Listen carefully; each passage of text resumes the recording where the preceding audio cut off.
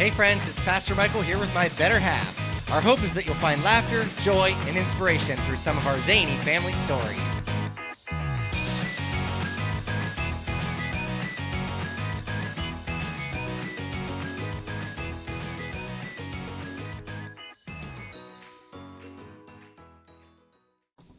Okay, get yourself comfortable under your blankets. We're going to play a little game before we actually start today's episode. So you got me this. We did a challenge where we went to the store and we bought each other a list of things, like something that reminded us of one another, something from our own childhoods, things like that. And something to play was one of them. Yeah. Am I right? And so you bought me this game called Let's Get Deep Questions for Couples. And it's like one of those what do you meme games, but we've been using this like in the evenings. We'll just ask each other questions. So I pulled one, and we're just going to do this for fun at the beginning of each of our episodes. So here's the question. What is something you do when no one else is home? My answer is very boring. I either clean or nap. Nap, that's mine. When nobody, like if I come home from work and there is nobody here, I don't do anything before I go straight back and take a nap. That is mine. You don't know how long you have. I know, right? Well, and I usually look to see where you are on Life 360. So like if you're at the soccer field or if you're at the park or whatever, I'm like, okay, I've got a solid 10 minutes. Like I know for sure she's at least a 10-minute drive. Even if they're getting in the car right now, I've got 10 solid minutes of sleep, which is all I need for a nap, by the way. This is weird. Yeah, I can nap in under 10 minutes. I don't even have to get like into full sleep. If I like today, I took a quick nap, but like my eyes closed long enough to like mellow out, and then I was wide awake. I was ready to go.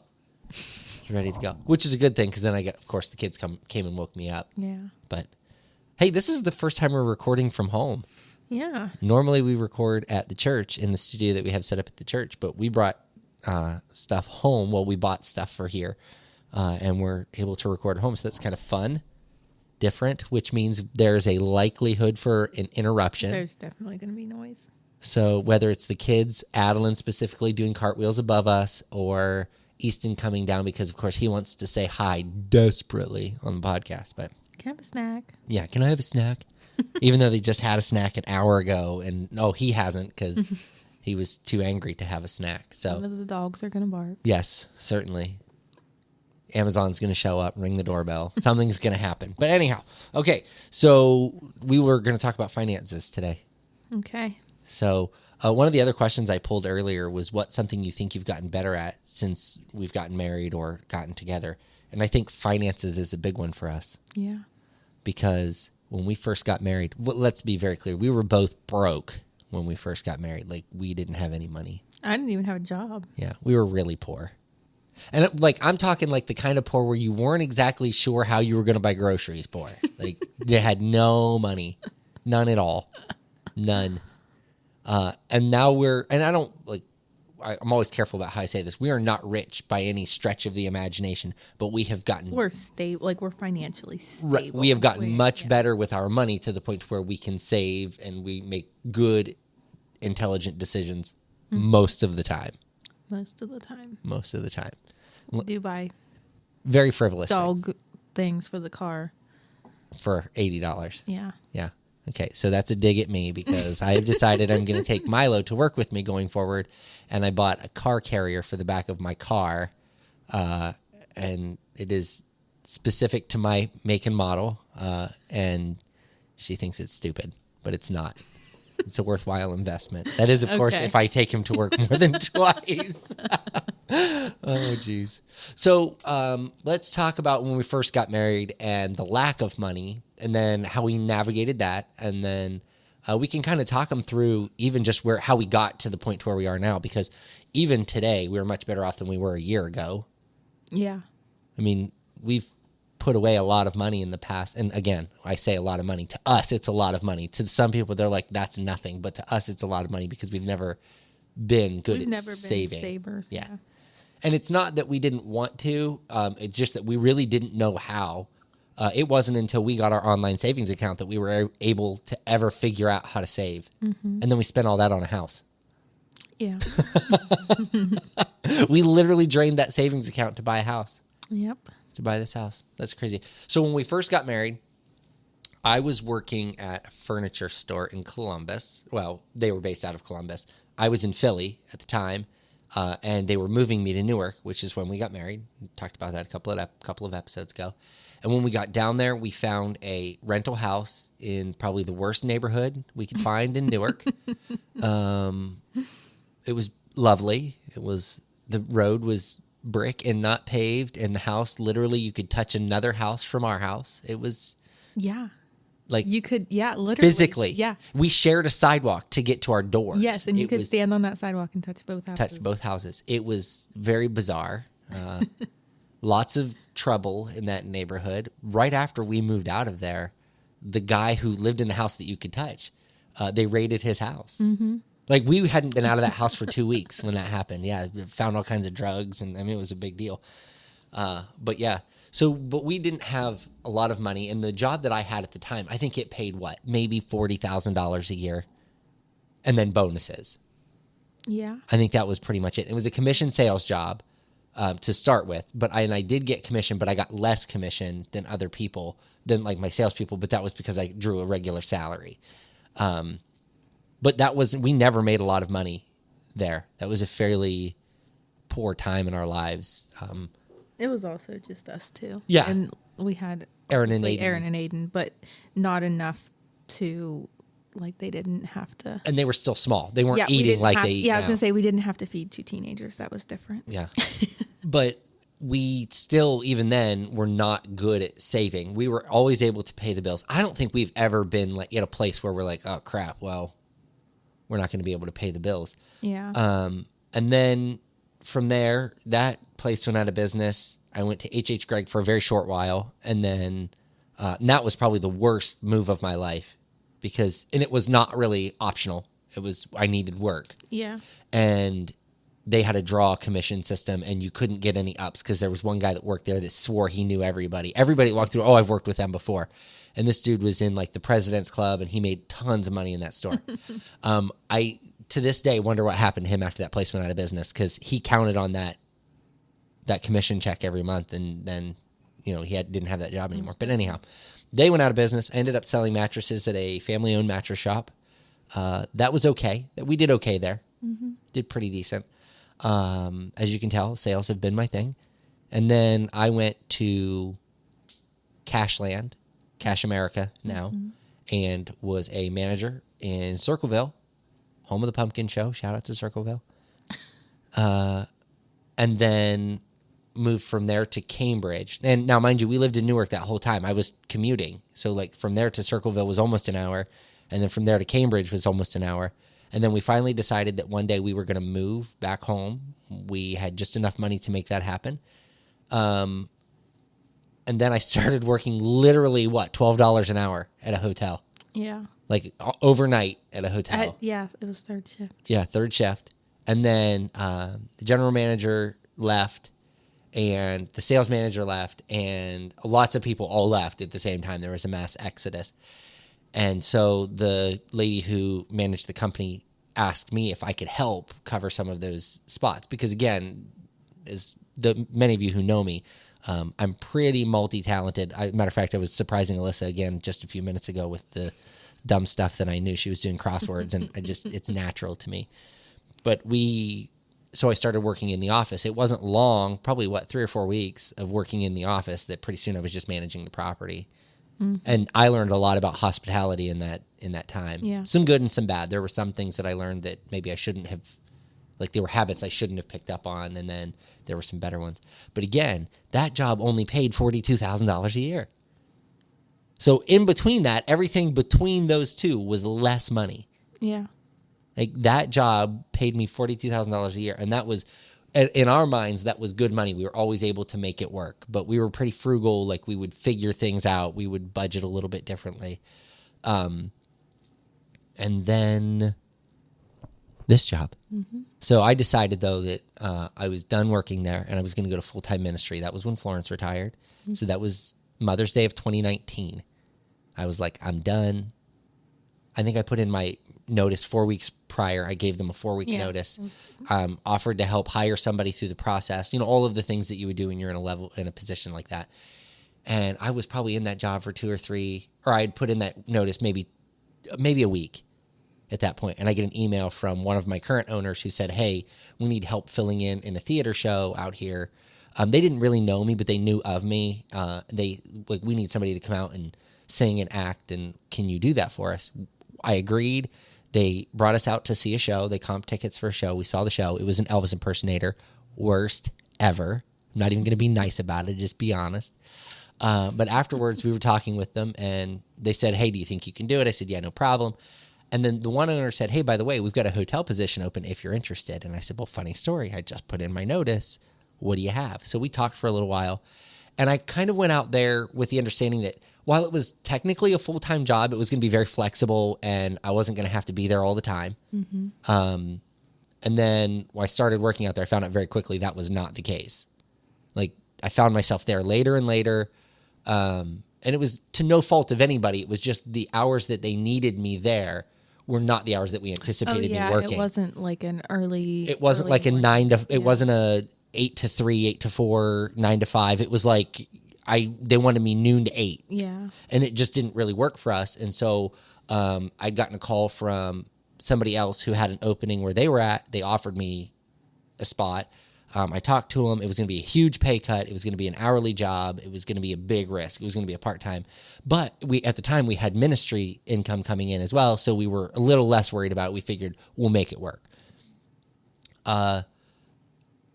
So I went and I told the owners, like, hey, I got to go. Like, this isn't quite what I wanted. And then I was managing that property. Yep. They asked me, like, hey, what do you think are the problems that we're facing on a scale of 1 to 10, blah, blah, blah. And I lied to them flat out. I just told them I don't, like, oh, yeah, this is like an 8. I'm pretty happy and everything's pretty cool. And, there's not a lot of problems. And then I sent him a text and I said, hey, we need to talk again. I need to be a little more honest with you. And I went back and I was very honest with him. And I told him, here's the problems. I said, it's just not working for me. So they made some adjustments, and they gave me the GM position of the hotel. And then it wasn't long after that COVID hit. And then I was overseeing their cabin properties during that process because we had just bought 4 large properties. Mm-hmm. Koblenz Country Cabins, Berlin Woods Tree Houses, Pine Cove Lodging, and what was the other one? I don't know any of them. There's another one. But it was all at one time, and it was just before COVID. So then pretty soon I was running all of those just through the COVID period to try to help everybody stay on the same page. And then basically I ended up becoming the general manager of the hospitality company. And now my base salary is more than double what I was making in the past. I get awesome bonuses, company car, which by the way is a Tesla. So like, it's not like it's some like old beat up car. You know what I mean? Like there were some major perks in that. But again, as we say in all the episodes, God led us through all of that just in saying like, here's where you need to be at this time. When I resigned at my previous job, I would have never thought that we were ever going to find ourselves there doing that job, right? Or making the money that I'm making now. But so to say that now, obviously we're making a lot more money. You're able to stay home and homeschool the kids. Mm-hmm. And then we only have your car. We're not making a car. So we have a lot of money that we're not spending on other things that a lot of people are. And so one of the things that I think we've gotten really good at is looking at where we're spending the money, how we're spending it, and adjusting appropriately. And I want to say specifically like health insurance. Everybody is very adamant about having health insurance. And we learned really quickly that we weren't using it. We had it. We were paying, what was it, $700 a month? Yeah. For health insurance. That was just the health insurance. That wasn't vision and dental. Right. Just health insurance. We were spending like $700 a month. And so we finally decided we're not going to do that anymore. We're going to take that $700 and we're going to put it in the savings account. And then we'll cash pay if something comes up. Like we'll have a way to afford to pay for those things. And so that's allowed us the ability. And now the trick is not everybody can do that. Yeah. Because you have to be incredibly disciplined. Mm-hmm. Like we don't see the money. It auto transfers to that savings account because otherwise we'd go, well, we'll transfer it next time and then never do it. Right. And then pretty soon we wouldn't have that money. And that's not to, we kept our vision and our dental because we both wear glasses and you have terrible teeth. Yep. And I love the dentist. So we kept that. But that was one of the big ones, I think, that was for us like an eye-opener. Like how much money we were spending on health insurance and not getting anything for it. Yeah. So what other things do we... Because I know at some point we're going to get into like Elvis money. I know that's going to happen at some point. That's not going to feel good. Well, let's just talk about that because I don't have anything else to say. Okay. We had to compromise on this Elvis gig because he tries to businessman me with, there's startup costs. You got to spend money to make money. Yeah. That is good I don't logic. know how many times I've heard that. Yeah. I've been spending money a lot, but I ain't made no money. Exactly. And so then after he spent a lot of money on Elvis things, I said, okay, you can't spend any money unless you, like, the money that you make is what you have to spend. And that was reasonable. And that's what we've been doing. It has worked. Yeah. Yeah. But again, For a while. Probably a year. probably a year. Yeah. And it's afforded me the opportunity to buy multiple jumpsuits, new wig. There's been lots of things that I've been able to buy and afford because you have kind of pushed me into that savings mode where if that's what you want, you have to save. Yeah. Now, this is the problem for me. In the world of like Elvis tribute stuff, and for people who don't understand this, it may sound a little bit boring, but it's expensive, number one. Yes. An inexpensive jumpsuit, like the jumpsuits that I wear, those are, I don't want to say they're low quality because they're great jumpsuits, but they're not high end. Like they're not made out of the same material that Elvis wore his jumpsuits made out of. Like there are some companies that do that. The average jumpsuit for me, like my most expensive is $1,800. That's just the jumpsuit, not a belt. It's just the suit. So we're probably in $2,300 by the time we've paid for a belt, right? Mm-hmm. That is not, like, obviously that's not cheap. But historically, it would have just been I want that. I want to buy it. And then there comes the opportunity to buy used or secondhand from other people, which a lot of times is a better deal, but it's a lot harder to do because sizing is everything. Right. Sizing. We learned that the hard way on the first one that I bought. We didn't know that when I bought my first one. I spent $700 on it, spent another $100 and some odd on alterations. I could have bought that same suit, brand new, sized to me, for $900. It was an absolute waste. I ended up selling it for $600, took a bath on it, but then I was able to put that money towards a brand new one, and we learned from that. But the problem for me is that I would have just continued to spend money, and never gotten anywhere. And then again, when we talk about that used stuff, it doesn't stay on the market very long. So when you find one, that part of me that says, I want to buy that, and then I come to you saying, hey, this is a good deal, can I buy it? And you're like, no, you don't have the money. Then I'm mad because you're saying I don't have the money, but had I not blown a bunch of money on other stuff, we'd have been in good shape. But that has been a real hard learn for me. But you've always been a better saver than me. I've always been a spender. Always.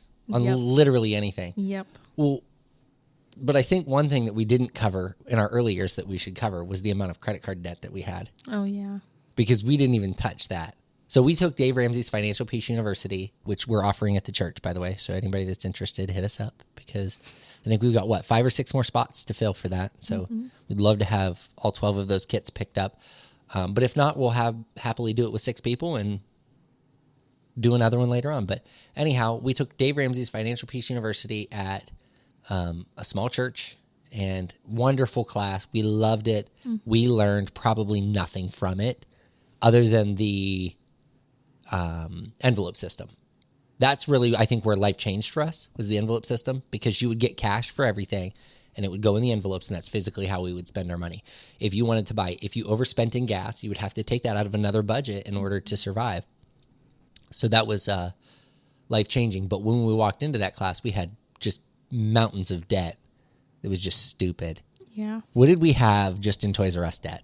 Oh, I don't even know. At the time, it was a lot of money, but... It may not be as much now. It may not feel like as much now. Yeah, I was going to say, to us back then... Yeah. And we viewed it literally as extra money, not borrowed money. Yes. Yeah, it was free money. It was found money as far as we were concerned. And it was like right around Christmas time. Toys R Us gave us it was, I don't know, it was probably $3,000 or $4,000 credit limit but it wasn't just for Toys R Us. Yes, it was like a MasterCard. We could use it anywhere. And we were like, oh, look, we've got Christmas money, and we spent every bit of that money we thought was ours. Yeah. And then had to figure out how to pay all of that back. Yeah. January came in, I was like, what is this? Yeah. Yeah. This bill comes and we have to make a $200 payment on it and can't afford that.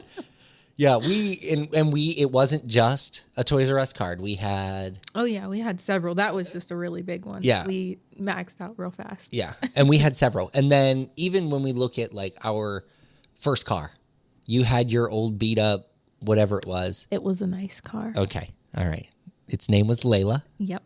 And it was I don't know. It was a 1980s something. I mean, it was an old car. It was like, yeah, it was. Yeah. It was like 2 years away from being a classic. Isn't that what we said? This was in 2012 and it was like an 80s. Yeah. It was definitely an 80s car. Yeah. I was like, this was before me. Well, so we decided that we were going to trade it in and we were going to get something else. I had a fairly decent car at the time, but you needed something maybe a little more reliable, whatever our reasoning was. But your mom's name was on that car's title. So we took it up, we traded it in, your mom signed the paperwork, we got another car, which we drove for maybe 2 years and then realized we couldn't afford to make the payment on it anymore. Like we paid as much for that as we did rent. Right. The car payment was so high and we didn't know any better. Neither of us knew. And we went to, it wasn't a buy here, pay here per se, but it was like, we went to a regular dealership, but it was the kind of financing that they gave us. Yeah. We didn't know any better. We didn't know that there was a difference. And so the last time we bought a car, your van, I remember walking into that dealership and I told the guy, this is what I want. Here's the financing already done. And they were blown away because they're not used to that. Yeah. But we had learned so much in that process that I don't need your financing. I've secured it myself. I have all of my ducks in a row. And even the finance guy's like, I think I can get you a better interest rate. We're like, nah, we're good. We just want to do this deal because we knew we could afford the payment. Yeah. And so that was kind of a wild experience for us. Do you mind if I share how we solved that problem? That's fine. Okay. So we ended up, the only way that we could get out of all of that was we ended up filing bankruptcy, which was absolutely horrifying for both of us. I mean, it was horrifying. Mm-hmm. And not because we had to do it, but because we didn't know what that meant. What we were hoping was that everybody had to leave us alone because I mean, nobody was like, we didn't have bill collectors beating on the door. We were making all of the minimum payments, but barely, and we weren't getting anywhere. And it was just scary for us because we knew we couldn't afford to live like that. We had gotten, was it my 500 that finally did? No. It was Was it an Impala? An Impala, red. But why did we buy the Impala? What was the reason? Oh, the Caliber. We got rid of when the Caliber left. We got the Impala, and when we got the Impala, the bank that gave us the Impala is like, "Hey, we want to consolidate all of your credit card debt." Now, this was before the bankruptcy. We want to consolidate all of your credit card debt, and we want to give you what they called a signature loan. It was basically an unsecured loan. They had no collateral other than the auto loan that we had. There was no essentially no collateral. And I remember we had, like, again, money was tight. And I went out to go to work one morning and I walk outside and the freaking car's gone. And I said to Alyssa, I said, somebody stole our car. And she said, are you kidding me? I said, yeah, it's gone. It's gone off the side of the street because we parked on the road at the time. And she realized that she was a day late on making the signature loan payment, not the car payment, the signature loan payment. And they took the car as collateral. Mm-hmm. The best part of that story, and this is terrible because this is not me like doing what was right. It was doing what was funny at the time. But we called the company. They told us where the car was at and that we could go get our personal belongings out of it. I roll up there. We go to get our stuff out. I start taking my stuff out. And I said to the guy, I said, well, they're going to have a fun time selling this. And he said, why is that? I said, oh, the mileage is just wicked. He goes, what? Is there something wrong with the odometer? I said, I guess that's for you to figure out. I got my stuff and got in the car and we left. I don't know what they ever did with it, but it was fun just to get to kind of laugh about it. But that bankruptcy saved us. Mm-hmm. It really, I mean, and I'm not advocating that anybody do it, but it did save us. We would have never been able to rectify that. So we went through that process, which was, again, absolutely awful. It was miserable. We had to go to court in Columbus, and we had an attorney who was so fantastic with us. He was so helpful. And I think he genuinely felt bad for us because he's like, these two are stupid. We were young. Yes. We were we were so young to have to file bankruptcy. Yep. And it's still part of our lives right now. You know what I mean? Like we both have much better credit now, and but we're much more responsible too. Like the credit cards that we do use, we get points for, and they're paid off, generally speaking, every month. Yeah. Now, there might be one that, holds over a balance. Like we bought the shed at Sam's Club. We could have paid it off, but we opted to make 2 payments on it, which was just as well, or several payments on it, which was just as well. But we knew what we were doing, and we knew what that was going to cost us to do. When we were maxing out that Toys R Us card, we were like, this is easy stuff. Like, why isn't everybody doing this? I remember, because generally the minimum payment was $25 a month for the credit card payments. When we got the one after we had maxed that thing out, or it was close to maxed out, it was like $250. I was like, what happened to $25? And and then we had other cards we were also, so they were more than, and that's what got us. We thought we could afford 4 $25 payments when it turned out it was $450 to $250 payments. And we already we didn't have the money to spare. Yeah. Right? Which is why we used the credit cards, but we didn't use them within reason. Yeah. We went above and beyond. Yeah. The other thing that we should cover is student loan debt. That was also something that neither of us really fully understood. So you went to Malone for a short while, and you got loans to go to Malone. What's interesting, though, is so what did they do with those? They rolled those over to a certain type of loan when you left Malone. Do you remember that? Because they weren't dischargeable in the bankruptcy, which they should have been, because they were a private loan from Malone, but then they roll them over into a type of loan that is not forgivable. And I don't know if that went to a student loan, like a federal type of student loan. Yeah, I don't remember that. But I remember him very specifically saying, oh, you can't. Yeah. This doesn't count. Yeah. And so we got stuck with all of that.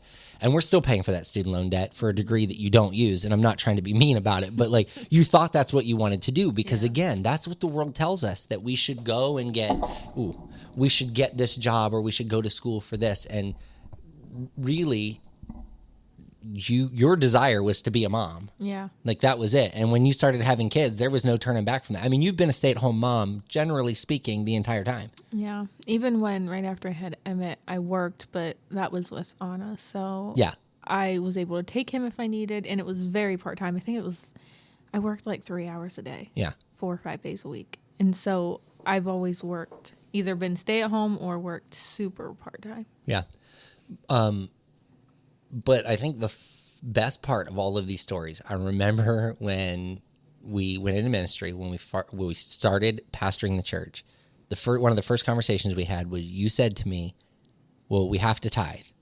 We can't go into this not tithing. And so we had started tithing our 10% and then giving a lot more than that. I mean, we buy stuff for the church all the time. There's always something that we're buying and donating, but for the most part, but tithing became the very first and most important thing that we could do, regardless of the circumstance. Yeah. And we learned a lot from that too, because we realized that 10%, we never missed it. We just didn't count on it. Yeah. And so now we save X amount, and X amount goes, we have multiple savings accounts, mainly to keep track of the money that we have and what it's for. Because my Elvis stuff is separate from personal finance. The health money, the health insurance money is separate from regular savings. And then we have regular savings. So there's money kind of set aside in different places. You're kind of like a squirrel. You just squirrel it away. Yeah. All these little accounts. What's even better is that I don't have access to most of that money anymore. I don't even I'm the account holder on our bank account, and somehow you have access to accounts that I don't even know exist. You can see them in your app, but I can't see them in my app. Yeah. On a need to know basis. Yeah. And I obviously don't need to know. I have to ask how much money I have. But I think because we have done that, we've been able to instill that in other people, though, as well. Tithing is the most important part of everything that you're going to do, because God could demand all of it, but he doesn't. He asks for 10%, and it's the least that we can do is give him that 10%. It's challenging, though. Sometimes we have a lady in our church who always tells me, well, I can't really afford to give 10% because I can't pay my bills. And I always tell her the same thing. No, you can't afford not to give. Yeah. Because the blessings that come with that giving, and it's not always a financial blessing. Sometimes it's good health. Sometimes it's, you're blessed with a new car, or you're blessed with whatever. Like there's so many blessings that are poured out through that tithing and just being faithful. So, and we have a couple of people in our church, even when they're down on their luck, they're still tithing. And not giving, they are tithing. And it's a huge difference. It's amazing the difference that it can make in a person's life. And just in your attitude, because you feel good about what you're doing. And you know you're doing what's right. So what else do you have finance-wise? Let's give them some good advice on like how to save money. Don't buy stupid stuff. Yeah. Don't take that from me. Get an online savings account. Yes. Don't get a savings account connected to your checking account because you see it. It's there. It's easily transferred right back. Yep. We opted for the online savings because we'd have to log into a completely different account to see that money. And it took several days to get it. Yeah. Now they've like kind of upped it. But like at the time, it was 3 days. Yeah. It was like 3 to 5 days. So it's like if you were at a store and said, oh, I really want this, and we have the money in our savings, you weren't going to get it from that. So it made you wait, made you think about things. But that was number one. I think that helped us most to not put that, because we had saved up money before, and then it's like, oh, we overspent a little bit too much. We'll just put it into take it from the savings. And also just making it automatic. Don't touch it. We have it set up that so much goes into the savings every payday, and I don't have to transfer it myself. It does automatically, and we don't miss it. It's done the same day we get the check, so it's gone. It's not something you have to think about later. Yeah. Oh, we forgot to transfer that, or we need to make sure that I'm not going to transfer that this time. Well, it's already done. So, and once it's in the savings account, you don't want to touch it. Don't even look at it. Don't even look at it. Like if I don't look at our savings, I don't look at any of them, because if I knew how much money was there, I can rationalize spending some of it. Seriously, it's so easy to just say, well, you know what? Listen, we put $11,000 worth of new windows in our house. Mm-hmm. We had to finance that. Yeah. That didn't feel good financing that, because we have financed so little for so long, but it was such a big project we knew we couldn't pay for it. We're feeling that, making that payment every month. But we also looked at it as it was an investment into the house, and that's stuff that makes sense to finance versus just like going and financing. But here's for instance, going and financing a brand new car that you already know when you look at the payment you can't afford, and saying, well, I'll figure it out, or well, I'll have money from this or from that. That's not a logical, take that out of your brain and say that's not how this works. Yeah. If you can't pay for it right now, you probably don't need it. Yeah. And that's hard. I think because sometimes even like with financing or credit, they get you with the same as cash. Uh-huh. Like if you think we bought our bedroom furniture on 0% interest. 48 months. It's like, I was going to say it's forever. No. It's 5 years. It was whatever 5 years was. Yeah. It's forever long. So the payment wasn't a lot. Yeah. But I think we're making payments on this stupid thing for 5 years. And I think about it, and we didn't need all of that. Nope. We wanted a king size bed, which we could have gotten, we could have afforded just that, and then got everything. And so those kinds of things. Now we have a king size bed, 2 nightstands, a dresser, one of the most expensive mattresses that money could buy at the time. We went overboard because, we can afford that payment. But again, if we didn't have that payment every month, my gosh, how nice would life be? Yeah. Like we're going to pay it off before the finance hits anyway, but it's still just one of those things. Yeah. Because a lot of times, what if something happens? Yep. Well, what if I lose my job? Or I'll be able to pay that off in 2 months, and then something happens. You can't, and then you get hit with all that interest. And so that's if you can't pay for it, you don't. Avoid it. The other thing that I would say is avoid any type of the like rent to owns or the because it looks pretty upfront, because I can afford $22 a week. Yeah. But do that math. $22 a week, let's just call it 20, ends up being $80 a month. If you can just wait and save $20 a week, right, for even 2 months, sometimes, because they obviously upcharge it, because they've got to make money. Yep. You can buy maybe even the same one or cheaper or something used with that money Yep. and save all of that financial. That's another great point. Never be afraid to buy something used. I don't know that, I mean, a lot of our furniture is new and it was bought new whenever we moved in here, but now we are not above buying used anything. I mean, the only thing I won't buy used is underwear because that's just weird. But beyond that, I will buy just about anything used because it doesn't have to be brand new. Like, especially if I can fix it or if there's nothing wrong with it and it still has life in it. Yeah. But so many people why would I buy a used one when a new one is only, or why would I buy a used one when a new one is? There are some things I'm sure you can justify. But for the most part, you can buy a used one and be better off financially. Yeah. Yard sales. Hit up the yard sale. Kids' clothes. Listen. Yes. Listen. I was explaining this to Emmett today when we went yard sailing.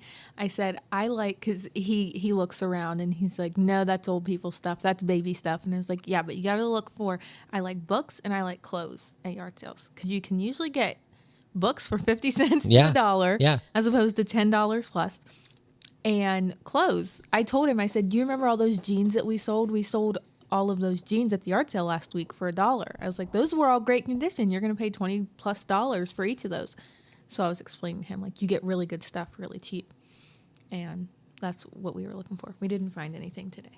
But at a yard sale, like you said, if I'm paying a fraction of what I would pay for a retail price for something, then it makes a whole lot more sense to do that. Now, there are some things that maybe you don't buy at a yard sale, but there's so much more that you can or buy secondhand. It doesn't have to be brand new. And listen, our kids don't know. They don't care if those clothes are brand new.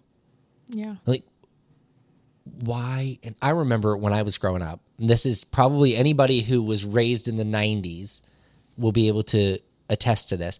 There were 2 times in the year when I got new shoes. Back to school. When was the other one? Christmas. Tax time. Oh yeah, tax time. Yeah. Like, you knew my parents got their money back. They got their taxes back when I got new shoes. It was shoes and coats. My mom would always buy us like a bigger size coat so it would last us. And then You got like another in February, year. March. Yeah, buddy. Yep. Yeah, buddy. That's what I'm saying. And so, but my parents would always go and buy us all brand new school clothes, all brand new outfits. Now, I'm not saying there's anything wrong with that, but what's the point? Yeah. Now, we're fortunate. Our kids are homeschooled, so they wear the same stuff. We're saving money this year. Yeah. They sleep in there. They come to school in their jammies. It doesn't matter. But I think the problem is parents think their kids have to keep up with the Joneses. Like, their kids always have to have the newest. It has to be Nike. It has to be Under Armour. what are the other new? Champion that's a new like popular brand, which when I was in school, that was like Walmart brand. Yeah, that was cheap stuff. Yeah. But every parents project that onto their kids. They convince their kids that they have to have. Now, Emmett is a Nike kid, which we did not have anything to do with that. He started that on his own. He must have saw somebody he thought was cool or Yeah. something wearing Nike, and because he was in kindergarten. Yeah. And I had bought him some like from Goodwill it was Inspiration. Yeah. Actually, just because it was cheap, and then he was like, I want everything Nike. I'm talking socks, Yes. shoes, slides, shirts, shorts, everything he wears, he wants to. And listen, this kid would go to school in like jogger pants and sweatpants, and like I was like, I can't. Like, you wear jeans to school. And Alyssa's like, leave him alone. He's fine. Everybody else is doing it. I don't care what everybody else is doing. Everybody else jumps off a bridge. You gonna do it? Classic Jeans and dad. a collared shirt is how Michael expected the 5 and 6 Yes, you're exactly right. You're exactly right. You're exactly right. They need to be fancy. But it's a different type of personality, but they don't have to wear expensive clothes. Yeah. And they can wear all the Under Armour and Nike you want, but it doesn't Getting it at Goodwill. It doesn't have to be right. It doesn't have to be brand new, because what does a new Nike shirt cost us when we buy one? Oh, probably $20 or $30. Aiden wanted a hoodie. What was the hoodie that he wanted?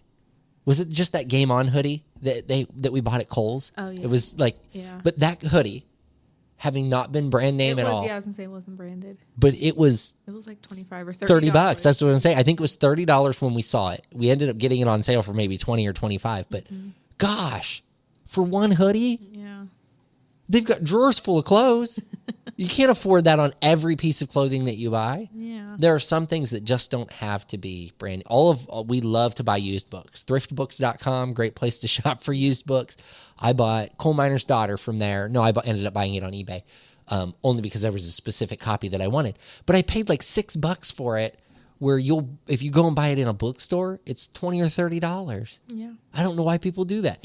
And also advocate reading on your tablet or whatever, because that's less expensive. You can get an Audible subscription and get credits, but I like to have a hard copy book. I do too. I like to be able to mark it and, hold it. I just prefer a hard copy book, but not everybody does. I just think it's, for people our age and younger, they have to understand. Well, we were talking to what I always call older people in our church, legacy members. But we have one lady in our church who, her and her husband lived in their house for 50 plus years, and they paid it off in 8 years. Yeah. Because they were very like, this is what we want. We want to pay it off. And I think the house, I forget what she told me the house cost when they bought it, but it's 50 years ago. So, it's obviously going to be cheaper anyway. Yeah. But to them, it felt like a lot of money, and they wanted to be out from under it. And now I see people our age buying houses at, $300,000 and $400,000. And then they're like, well, we can't afford the mortgage anymore. Or, they get a variable interest rate mortgage payment, and their, payment is fluctuating. And it's never going to go down. There are so many things that you can't instill in people, but I don't feel like the school system does a good job teaching kids how to manage their money. Right. It doesn't teach people how to balance a checkbook, which I know saying that sounds like I'm old, but you don't have to know how to balance a checkbook in the check registry, but you also need to understand that when you write a check, that it takes 3 or 4 days to clear. Yeah. You got to wait for it to get to the person, then wait for it to cash, and then hit your bank. Because pretty soon you're like, oh, I've got an extra $300, and you spend it, and guess what? That check clears, and now you're overdrawn. Our Dover taxes this year. Yes. They did not clear that check it was a month. Yeah. And so I had to make sure, because I had to write the check, I had to make sure that money was in there. Because it was substantial. So Yeah. I'm like, all the time I'm checking, okay, it's still in there, it's still in there, it's still in there. But yeah, a lot of it, if you don't, so not like you don't have to physically, Right. You don't have to write it out on paper, but you have to know. Know that, if you send money online, it's not going to come out of your checking account right away. And things like that if you know those things, you think it's common sense, but we've talked to people, it's not. They don't realize that, and that hurts you financially. Yeah. Well, even Aaron working his first job this year, like his first big kid job, he's 16 and he's working. I'm telling him, save 10% of everything that you make. Pay yourself first. Take that 10%, put it in a savings account, and leave it alone. Mm-hmm. Because that's how you create generational wealth. Do you know what I mean? Yeah. Like if he gets to a certain point in his checking account, now he can start investing. But if you just spend it all, if you just take everything you make and you spend it, you'll never have anything to show for it. I mean, I think about if I would have been doing that, like we would have had a whole lot more money than we have now. We just were never we didn't save it because nobody told us that was important. Yeah. And people say it. Because when you're 20 and they say, oh, you should save for retirement. You just started working. Retirement's not. I got a while. Yeah. And when you're 20 and getting big kid money, it's not, it's like, oh, I'll save for that later. But when you look at charts based on like, if you save $200 a month starting at 20 years old compared to when you start at 35 years old, it's like a $500,000 or $1 million. Like that, because in that 10 years that you've missed, all that money that you've put in there that you would have drawn interest on, you've lost. Yep. All that interest is gone. Even if you were to take that same total, so let's say instead of starting at 20, you started at 30, and let's say you had $5,000 in that 10 years. You took that $5,000 and put it in at year 30. You still would not get back all of the interest that you lost in those years. And again, whether that's investing or even just saving, just something to set aside money. Roth IRAs are easy. You can get on just about any investing website, and I don't particularly care for any one.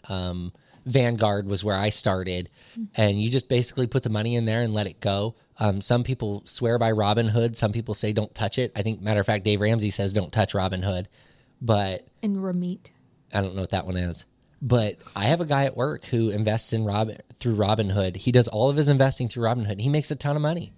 but he also had a ton of money to start investing, which is something to be said. Like if you can't invest $5 and expect to be a millionaire overnight, like, it's not going to happen that way. So make sure you put aside what you need to put aside. Yep. Maintain your vehicle. There's never a good option. I'm going to regret saying this in about a week. There's never a good reason to trade in an old vehicle if it's still running. It's worth putting the money in. But you have to take care of it, because if you don't take care of it, then it gets to the point of disrepair. And when it hits that point, now you've got thousands of dollars worth of repairs, and trading it in is your only option because you can't afford to do the repairs. That's where you and I differ. Yeah, because I would trade it in. Yeah. Like your van, I drove it today, and I was like, this thing's got to go. It's got to go. I can't take it anymore. It's got to go. Even the car repairs, I'm like, that can wait. And you're like, do it now. Well, because car repairs, if you don't do them, and I'm telling you right now, you've got a sway bar link, or you got something wrong with the front end of that van. You don't get it fixed, you're going to regret it. Because you remember how the one time you broke down and the tire was locked sideways? It's going to happen again. I'm telling you. You just need to get it fixed. Just get it looked at. The devil is a liar. Okay. All right. Yeah. But the way your car pulls ain't a liar. Same with your brakes. Your brakes need to be changed. And the thing is if I would normally just take it and get it done, but then you're like, you spent how much to get the car fixed? Listen, you'll be proud of me because I've set aside enough money on your next bonus to get my car working. Yes. I've heard it enough. I was like, fine. Well, it desperately needs it. And I keep thinking to myself, one of these days she's going to call me and say, I'm sitting in the middle of the road and I can't move. And I'm going to be like, well, I told you. That's why you got AAA, which will take 3 hours to get there. That's another thing that we have invested in, which a lot of people think is crazy. But because of my work schedule and I'm 45 minutes away from you, we have always had AAA. Because in the event... We've used it a lot. We haven't like super recently, but I mean, it pays for itself when you need it. Right. Well, even a jump or a tire repair or something like that, it pays for your yearly membership basically in one call. Especially, yeah. Towing, yeah. Especially just in one call, you can pretty much cover whatever that need may be. They've had to bring us gas. Well, you, not me. When did they have to bring me gas? The time when you ran out of gas. At going to the church in my car. No, I did not run out of gas. Okay, let's be super clear. I ran out of gas in your car that didn't have enough gas to get where you told me to take it. Okay, I could have made it for one. Okay. For two. Okay. You passed several gas stations. Right. You had enough to get to a gas station. I did not know it needed gas because your car doesn't ding when it needs gas. That is very... It doesn't do anything when you need gas. The light will come on, but like if you don't see it, you don't see it. And it's a little orange light to start with. Yep. And then the one comes on the picture dash, like the big... And I'm like, at this point, I've got to walk. And the other part of that was we had a gas can that we could have put gas in, but yours needs a special funnel to put gas into it because it has the security thing. Yep. And we didn't have that funnel. Well, we did, but we didn't know it, right? Like the guy found it for you, didn't he? Oh, I don't know. I can't remember. But regardless, I ran out of gas in your car that you didn't put gas in. She will run that thing bone dry. I've never run out of gas before. Yeah, okay. Neither have I because I have an electric car. No. You'll run out of charge sooner or later. Well, I did it the other morning. The other morning, I left to go to work, and I went to get in it. I had like 53 miles to empty. I was like, well, I ain't going to work now. I had to go over to the supercharger and charge it before I could even go to work. Lost a half hour of my day. I texted one of the team members, and I said, hey, I'm going to be about 30 minutes late. I got to stop and supercharge the car. Only an idiot has an electric car and forgets to plug it in. And they said to me, well, maybe you should just call it a day and go back to bed and start your weekend early. And I'm like, I like the way she thinks. Like, that's a good plan. But I ended up going to work anyway. So, yeah. Don't let money fool you into thinking that you have more than you have. I think that's a great, if you have a fat stack of cash, that doesn't mean that you are any more wealthy than anybody else, because I don't store up riches here on earth. My plan is this. This is my hope, that when I retire, and heaven forbid, I hope that I get to retire before I die. Do you know what I mean? And I know that sounds silly, but there are some people that work until they're dead and they don't get to retire and enjoy it. My hope is that the money that we save and the stuff that we put aside will bless our children and our church. And then at that point, I don't need anything else. we joke like we'll die in this house. It was the first house we bought, but it's perfect for us. We love it. And our kids are only going to grow up and move out. And really there's no need for anything bigger. Like we're kind of at that, like we bought at the perfect time. It's the right house. No, there are things about this house that you and I both probably wish we could change. But if we can live in this house for the rest of our lives, we're going to be in good shape. Like we won't have to stress about money. We're not going to stress about all of the other things that other people are worrying about. We paid, I mean, we got this house for a steal. Let's be honest with each other. We bought it right at the height of COVID. Nobody was buying houses. Prices were cheap. We have a dirt cheap interest rate. And I said, even if we ever decide to move out of this place, we're not selling it because the interest rate is so low. We'll rent it and pay it off. Like own it free and clear. But don't ever think that just because you have money, it makes you better than somebody else. Take the money that you have and put it back into your family, back into your community. That's where it's really going to matter. And don't push your kids to go to college. I have 5. I hope one of them goes to college and does something great, but I'll be honest with you. If Emmett grows up and plays soccer, that's wonderful. If Easton grows up to be on Broadway, that's wonderful. If Adeline grows up to be in the gymnastics, that's wonderful. Like, I don't need them to go to college, but I want them to be happy and I want them to be able to be fruitful in life. You know, I don't want my kids to think that life is easy and they're going to be able to go be YouTubers and make $1 million because it doesn't work like that. You have to spend money to make money, you know? But I want them to be able to do what they enjoy and not force them into college or make them feel like that's what they have to do. So, yeah, that's all I've got to say about that. Anything else to share? No, I don't think so. Okay. Well, that's it for finances. We'll see what we've got going on for next week.